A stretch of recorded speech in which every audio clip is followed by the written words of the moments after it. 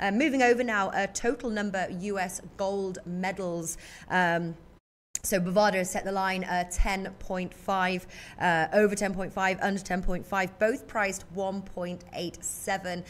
Definitely to bear in mind, obviously, with Russia being out. Last two Winter Olympics, they have picked up 9.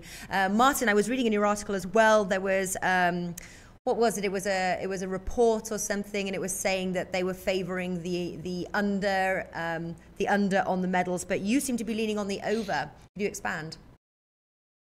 Well, there's a company called Grace Note, which has a relatively robust record of predicting the Winter Olympics. It's part of Nielsen, which is an analysis company that market researches a lot of different things in a lot of different industries. It's not completely watertight, but they do have a reasonably strong track record in the Winter Olympics, and they're suggesting that USA is going to get 10 golds and 29 medals in total, which would leave it third once again, with Germany out in front on 14, and then Norway in second on 12. And they really go into it in quite a lot of depth and detail, who's going to win what, where the golds are going to come from. And you have to say that a lot of them do look interesting. I'm sure they'll get 1 or 2 out, but I think 9 or 10 looks like a pretty realistic goal for USA this time around, simply because they're not too strong in those events like biathlon. They've got a lot of individual talent, but when it comes to the outright markets for each event, there's not too many Americans that are the favourite. I think there's about 8 or 9, and I think that sounds about right. So I imagine a lot of patriotic bettors would go for the overs and hope for the best, especially with Russia not competing, although some Russian athletes are going to be there. But I think just looking at it a bit more analytically, I'm going to go for the unders. I think it's going to be very close. So Bovada has set a very difficult line there, but I can see them. They got 9 in the last Olympics and 9 in the one before that, and I could see them getting a third in a row there. So 9 or 10 looks about right, but it's going to be very close. It is. And again, those odds 1.87, I'm just not sure if it's enough whether to decide either way. I think for the purpose of this show, certainly it's good to say what we think anyway. The price 1.87. But you're right, with Russia out of the way, and then also we've got Lindsey Vonn, and now in 2010 won gold for downhill skiing. She was out for 2014, but she will be back with a possible chance of winning gold. Obviously now a bit older, but what are your thoughts there, big man, on the number of golds? Are you patriotic? Do you think you can get the over 10.5?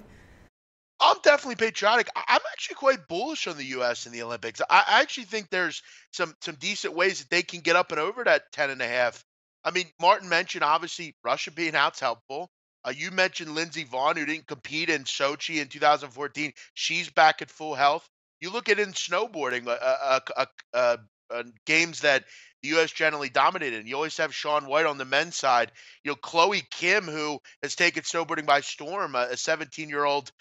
She's from South Korea. She moved to the U.S. when she was young. I mean, she's killed the X Games. She's poised to do well in the snowboarding events. Michaela Schifrin in skiing as well. Interesting thing from Schifrin, she was actually injured this morning, though, in a crash. From what I've heard, though, she's okay. But I mean, she's another one. The bobsled team is quite positive about their optimism in the women's event. I mentioned the curling's mixed doubles with the brother-sister team out of Wisconsin that have done some good things as well. They're always pretty good in skiing. I'm actually pretty bullish on them. I think you have plenty of medals to be had here. You look at Gus Kenworthy in freestyle skiing as well. He was kind of a person of note. He actually came out sexuality-wise over the break, and from what he's discussed, it's a weight lifted off his shoulders. He was already doing quite well. He won silver in 2014 also. So there's a lot of silver medalists poised to maybe get up and over that hump and become gold worthy. I'm actually quite bullish here on plenty of U.S. Players here. Okay, well, the question obviously 1.87, considering that it could go either way. It's almost like a 50-50 Sure. on this one. Do you think there's value at that 1.87?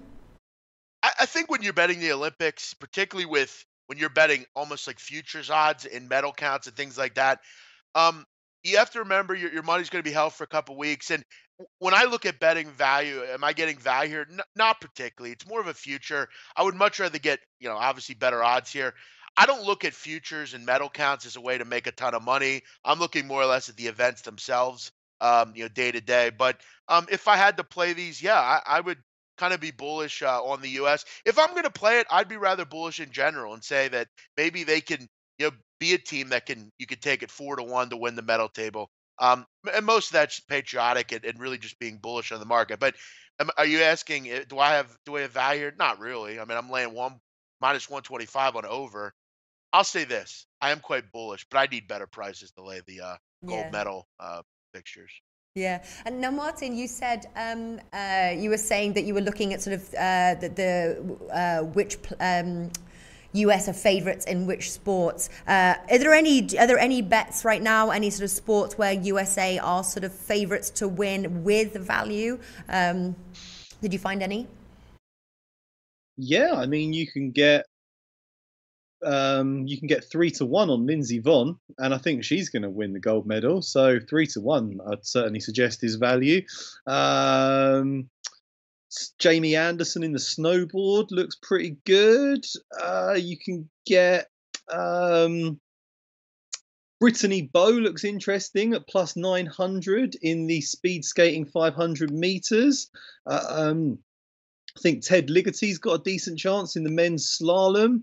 So there's a lot of favourites that are better than even money that you can back, and there's also a lot of slightly longer priced ones that you can go for. Tyler Wallish and Alex Fever in the ski cross. Women's ice hockey, I know it's not great odds, but minus 120 is the favourite. That's 1.8. I think they can get the job done. Yeah, there's a few out there that you can look to, definitely. Like Big Man says, you can really get deep into it. You said the Gus Kenworthy, yeah, he took silver. I think he's the second favourite, so you can get pretty good odds on him. Yeah, there's a fair bit of value in there. You just have to spend quite a lot of time going through all the different events and picking out some of the ones that you fancy the most. But yeah, I'd certainly look for those ones. Michaela Schiffon, she looks a decent price. She's only minus 450 in the slalom, but she's plus 150 in the giant slalom. She's not quite as strong there, but I think she could take another gold. So yeah, the value is there to be had if you look deep into it. Yeah. I'm going to call Ian Cameron from the Ice Guys in about a minute. But before I do, just quickly want to shout out Ryan Metvia. Love the variety of shows lately. Thank you very much for watching. Thank you for your support. And Big Man, final question to you will be, have you got your eye again? Mainly sort of US focused, unless you have other bets as well. Any bets that are sort of standing out right now that have got that value on a sort of a favorite or a sport that you like? Yeah, again, I think I'm going to be heavily involved with snowboarding. I like it. It's interesting. I've watched it in the X Games. I think the girl Chloe Kim, I think she's someone that's really kind of came up huge lately. I mean, the Winter X Games, she was fantastic. She has the kind of interesting life story. She's from South Korea. It's kind of her going back home. Martin mentioned Jamie Anderson. She won gold in 14, so that's obviously someone I'll be looking at. And then obviously Lindsey Vonn, downhill skiing. She has a bit of a chip on their shoulder after injuring herself in the last Olympics. And then Schifrin. I mean, I want to read more into this fall she took in Italy this morning, kind of practicing for all this. That's a concern. But, also this bobsled team, Alina Myers-Taylor, she's been very much in the news in the U.S. as far as gender equality and doing all sorts of things with that. She's kind of been a face of that. She's obviously says there's some real positivity with this bobsled team, so that'll be interesting. And kind of what I said, Gus Kenworthy, he's obviously a very good athlete as well in the skiing. So, yeah, I'm going to be taking a look. Most of my stuff will be around the U.S. athlete, though, for sure. Hey guys, thanks for tuning in to our channel. Now, we've put a lot of work into producing all these free videos, so please help us out and keep all our content free for you forever by simply liking, sharing, commenting, and subscribing. Now, not to mention, a visit to our industry-leading website will warm the hearts of all our SBR employees, especially myself. Now, the links are over there to the left, so do check those out. Thanks for watching.